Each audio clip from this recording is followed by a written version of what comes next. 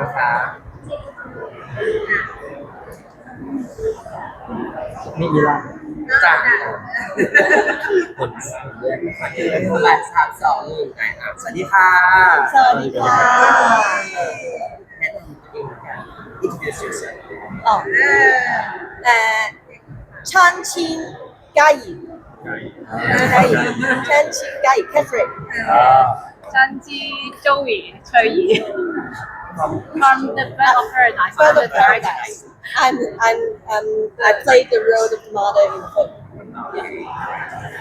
Hello everyone, I'm Yuki Time. I'm the actor of the Dog Day Evening. So hello Thailand. I'm Ronald Lam from Identified Murder ไม่สองท่านค่ะ ครับขอบคุณครับ และ Thailand สวัสดีครับชาลีครับ สองคนนี้นี่คือมาร่วมอะไรยังไงบ้างคะเป็นตัวแทนหานักแสดงไทย เป็นตัวแทนนักแสดงไทยเนาะก็ผมก็ปีที่แล้วครับปีนี้แหละที่ผ่านมาได้ไปร่วมงาน AFA นาทีเป็น Youth Ambassador กับทางทีมงานของผมครับก็เลยมีโอกาสได้มาร่วมแชร์ประสบการณ์กับทางทีมครับ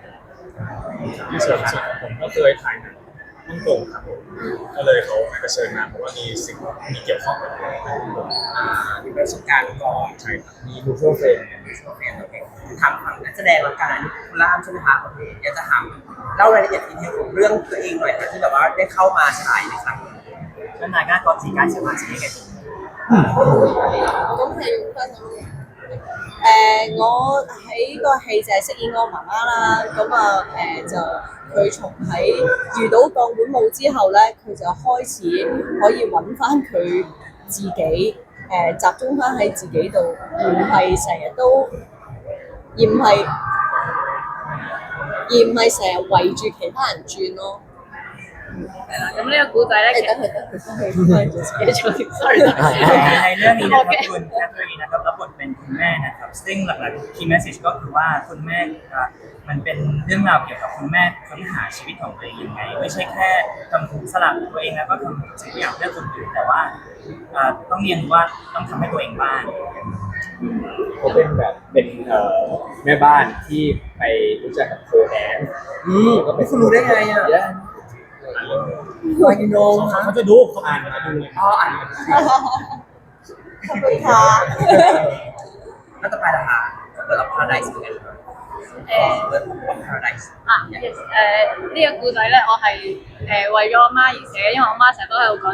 有個口頭禪就係我成日都要圍住你哋轉，點解有自己嘅時間咧？所以就即係成日都咁樣講，然之後就冇去做自己想做嘅事，所以我就決定要寫呢個故仔去鼓勵佢啦，因為我覺得佢都應該有權利去圍住自己去轉嘅，就係一個咁樣嘅 story。ก็ที่ร่วมกับโจอี้นะครับที่เขาเขียนเรื่องนี้ขึ้นมาก็เพราะว่าเขาอยากเขียนเรื่องนี้เป็นของขวัญให้กับคุณแม่ของตัวเองเพราะว่าคุณแม่ของเขาก็ชอบบอกว่าชีวิตของคุณแม่ทำเพื่อครอบครัวสมาชิกในครอบครัวทุกคนนะแต่ไม่ได้ทำให้ตัวเองบ้างเลยเพราะฉะนั้นคุณโจอี้ก็อยากจะเขียนเรื่องนี้มาเป็นกำลังใจให้แม่อยากให้แม่เขาได้ทำสิ่งที่แม่อยากทำบ้าง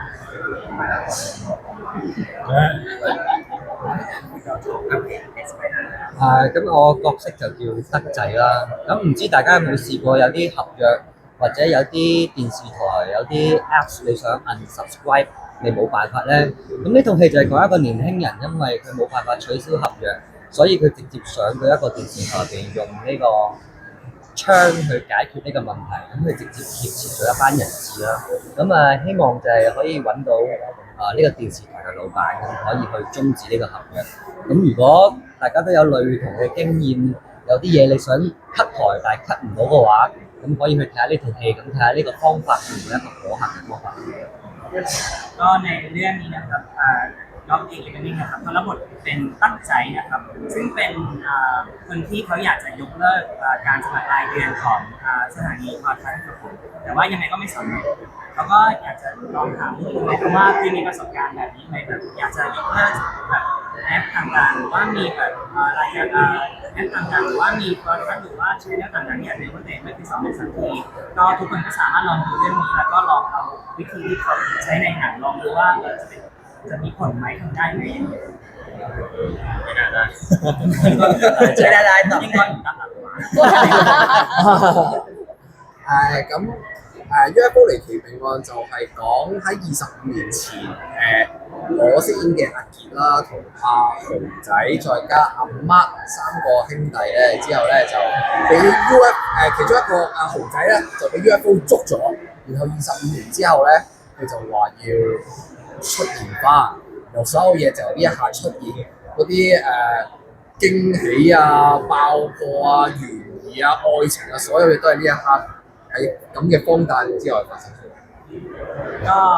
ส่วนเรื่องนี้นะครับจะเป็นเกี่ยวกับ UFO นะครับผมก็คือมันเกิดขึ้นเมื่อ 25 ปีก่อนนะครับ ซึ่งจะมี3พี่น้องนะครับผมมีคนหนึงชื่อว่าโหใจนะครับซึ่งโดนลักพาตัวจากมนุษย์ต่างดาวนะครับผมแล้วเรื่องนี้มันก็จะเกี่ยวกับเหตุการณ์ครั้งนี้นะครับแล้วก็จะมีหลายๆอารมณ์มีทั้งแบบเซอร์ไพรส์มีความรักต่างๆ ซึ่งเราชมได้ที่งาน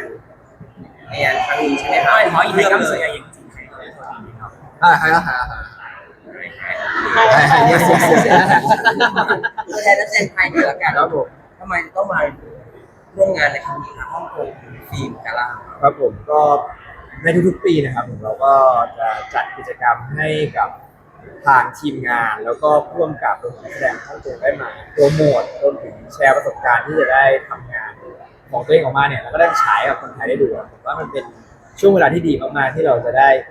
หาดูภาพยนตร์ที่อาจจะหาดูได้ยาก หรือว่าอาจจะดูแล้วไม่มีเพื่อนคุยด้วย แต่ว่าการที่เราได้ดูเรื่องเนี้ยดูเสร็จปุ๊บก็จะได้คุยกับคนที่เป็นคอเดียวกันได้สร้างคอมมูนิตี้ที่เป็นเพื่อนกัน แล้วก็จะได้สนับสนุนภาพยนตร์ฮ่องกงภาพยนตร์เอเชียไปด้วยกัน อยากให้ลงตัวแทนเชิญชวนหน่อยละกัน ครับผมก็นอกจากที่มีนพูดไปนะครับคือผมรู้สึกว่า อย่างที่มีนบอกไปเลยผมรู้สึกว่ายุคนี้หนังฮ่องกงเหมือนจะหาดูในไทยค่อนข้างยากมากขึ้น แล้วทีเนี้ยเฟสติวัลเนี้ยก็จะงานเนี้ยก็คือจะรวบรวมหนังคุณภาพฮ่องกงดีๆทั้งหลายแหละมาอยู่ด้วยกันในงานเพราะฉะนั้นนอกจากที่จะได้ดูหนังฮ่องกงที่มีคุณภาพดีแล้วหลังจบภาพยนตร์ประมาณ2-3 เรื่องแรกนั้นเนี่ยครับคุณจะได้คุยกับนักแสดงคู่กับเหล่านี้ด้วยแล้วผมรู้สึกว่าเป็นประสบการณ์ที่ดีเยี่ยมและหาได้ยากมากในประเทศไทยทุกคนนะครับมาชมหนังภาพยนตร์ของทุกคนในที่นี้ ถึงที่เท่าไหร่ครับ อะไรนะ ถึงที่เท่าไหร่ เป็นวันที่4 exhibition ถึงวันที่9 โอเค